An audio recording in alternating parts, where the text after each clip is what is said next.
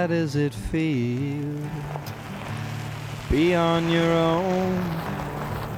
Nobody wants you around anymore. Too late for an apology or a half-baked goodbye. These last 5 minutes, you're gonna watch me cry. Somebody's home, but they're not there, and you've got to go elsewhere, to a place that you've never been before. Times they change, memories are gonna fade, and dreams they'll fall to the wayside. I've had a plenty, but it leaves me feeling so empty. What is a young man left to do? Somebody's home, but they're not there, and you've got to go elsewhere, to a place that you've never been before.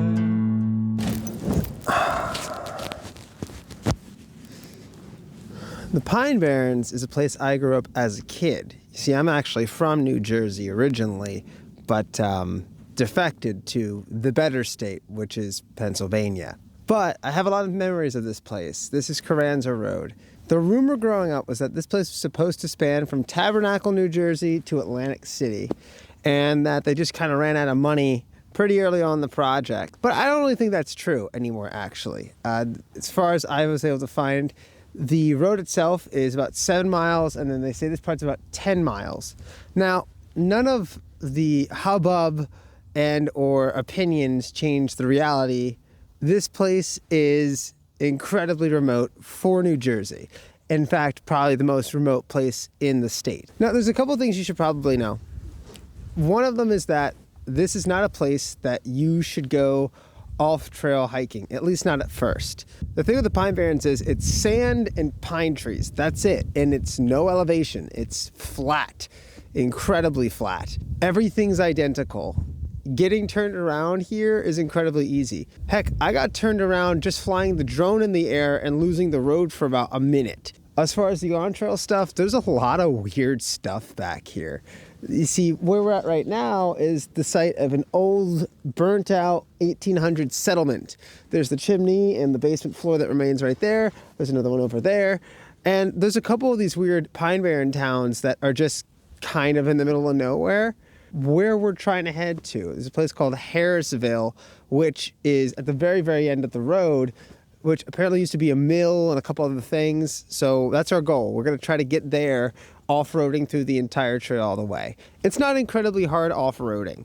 It's really a pretty straightforward path, but it is fun. But nonetheless, let's get on with the video.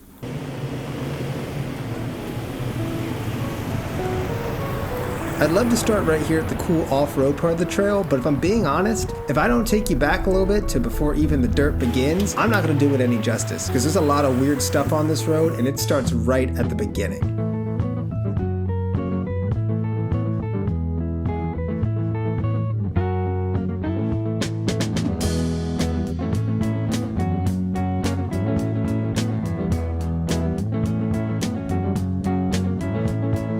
So this is the Carranza Memorial for Emilio Carranza Rodriguez. In 1928, a pilot crashed his plane here, and that's where the road actually gets its name, Emilio Carranza. There's lots of local lore about the Memorial Carranza. And if you look closely, you can see that there's tons of little rocks and different things that people put along the side, kind of as a tribute to the pilot. And it's known to be a place of both good and bad luck, depending on what you do and how you interact with it. It's pretty cool, and you can actually run to this before you even hit the dirt, so it's really accessible. There's also one more thing around here that's kind of worth checking out. The Carranza Memorial is cool and all, but the thing that I think is the coolest in this area is actually the Batona Trail. The Batona Trail is 53 miles, and it's the longest in the entire Pine Barrens. Maybe the longest in New Jersey. I mean, probably the longest in New Jersey, right? It's New Jersey, after all. It runs through the entire Pines. It takes you through some of the deepest parts of the wilderness. So once you pick up the actual trail, it takes people about 3 days to get through. A fun fact, Batona actually means back to nature, and it was established by the Batona Hiking Club in the 1960s. Now that you're all caught up, maybe you can see what I mean by this is a pretty weird road. It's not for the fact that any one particular thing is too weird, it's just the fact that there's so many things here at once. You have small burnt down ruins, plane crashes, you have old settlements. It's just a place that seems so remote today, but was really clearly in the past not, and had a pretty big significance in the society that lives around here. Not to mention, some of these roads are still regarded as being the best way to get between certain towns as long as you have vehicles that are, capable of rating for it. Now, this trail doesn't lead directly to Harrisville itself.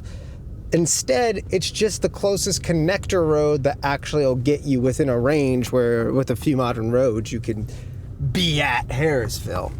When you are out in these parts, remember, there's no cell phone service at this point. It's just me, my satellite navigation, and this camera. So just be aware of that and be ready for it. Thankfully, there are usually at least a couple people around during touristier times, aka summer, or at least when the weather's nice. Like today, I'm out here, and for the first little while, I haven't seen anybody, but as the day's getting a little warmer, you can see that people are starting to kind of show up. Hopefully, though, none show up at this part because we are at the biggest, bumpiest section of the trail. This is the swamp area, which you have to kind of creep through for the most part. Hold on, let's just try to get around these curves, huh?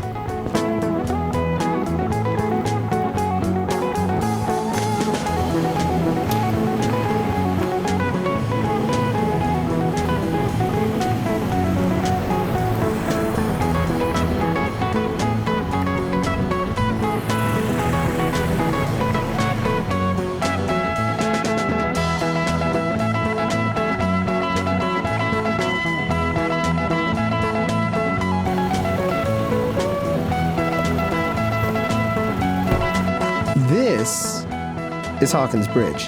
It's our last stop on the way to the Harrisville Furnace, and there's really nothing much about it online other than the fact that it was used as a very early bridge to get between towns. There's some iron in the water because of all of the early manufacturing and furnace work and blah, blah, blah that was done. And none of that's particularly interesting.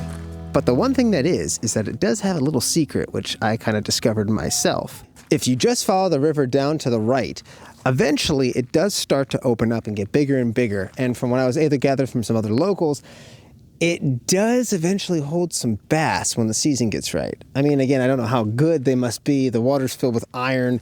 I find it hard to believe too many things can live here, but if there's anything that can live through almost any conditions, it's a bass. I mean, they are the cockroach of fresh water. It also provides some pretty decent hiking. I mean, for not being able to go much off trail, when you're in this area here, the thing is that you have the river to follow. Because you have the river to follow, that lets you kind of wander a bit more. So it's actually pretty accessible. While it might take you a little bit of time to hike into it, it might be worth it. And I would highly recommend checking it out.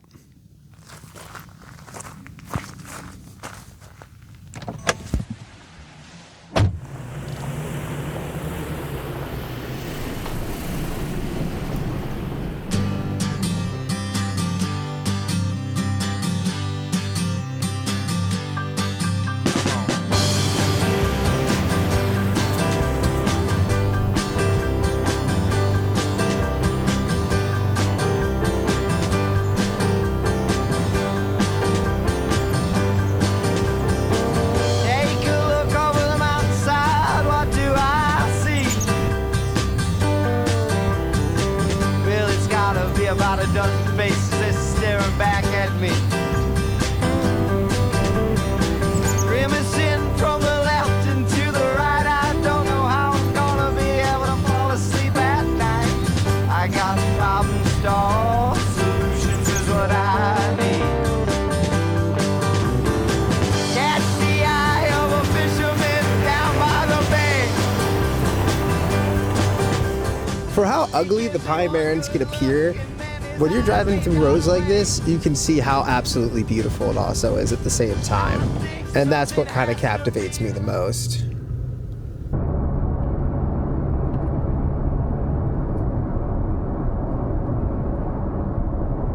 All right, we're about 1.5 miles from the ruins now.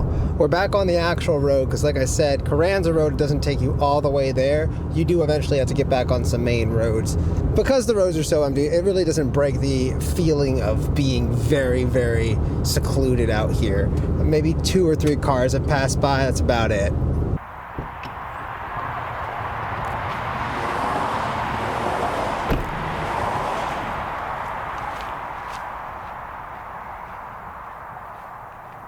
Okay, this is apparently it. There's a pretty big gate around the perimeter though, so we'll have to see what that's about. I wonder if they've blocked it off so you can't even actually get in anymore. That would suck. Oh look, you can kind of see it in the distance actually. I wonder if there's a way in that's not illegal. If not, then we're kind of out of luck. Ooh, the gate looks a little busted. I mean, if I didn't break it. Let's see. Looks like a lot of people have tried to get in here. Looks like the gate just, oh, well, it's a pretty useless gate if it just ends. Oh shoot. Here we go. Ooh, wow, there it is. It looks great.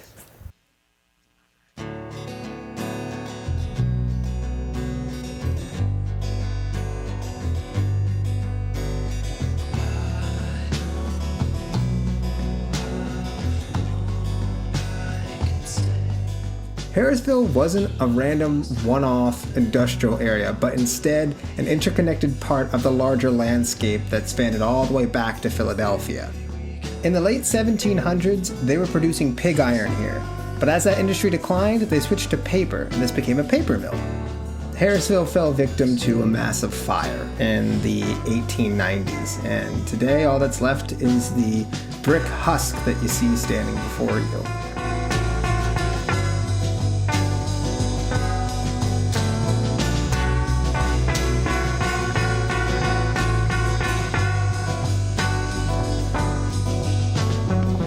The Harrisville furnace is a little bit smaller than I thought it was going to be. However, in terms of the entire trip, that doesn't really disappoint me that much. We got to go past lots of cool and strange things, and we got to see plenty of really cool nature, so it's not like a bust at the end of the trip. And honestly, it makes for a nice little small payoff, considering I've never been here. As far as it goes, if you wanted to stretch it further, I mean, look, if you come here earlier in the day, there's plenty more to explore here. There's trails that go off in the distance. I'm not sure if this one picks up on Batona Trail, which it could. Like I said, that one's like 50-something miles, so there's a good chance they may connect.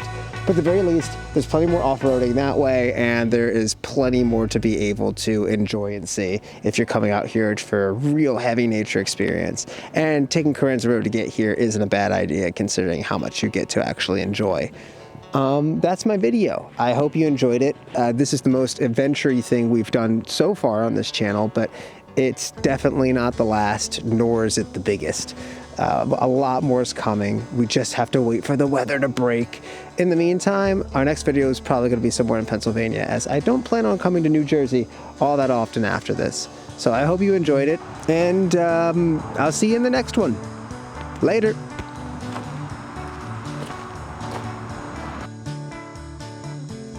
I just want to do a quick shout out to the music artist who lent me the music for this entire video, which was The Orchard. They make really cool stuff, and they've been putting out some new music. Their last EP was Country Fair. It came out in 2025. Currently they're not touring, but I really highly recommend checking them out, and hopefully you can catch them when they come to your town sometime soon.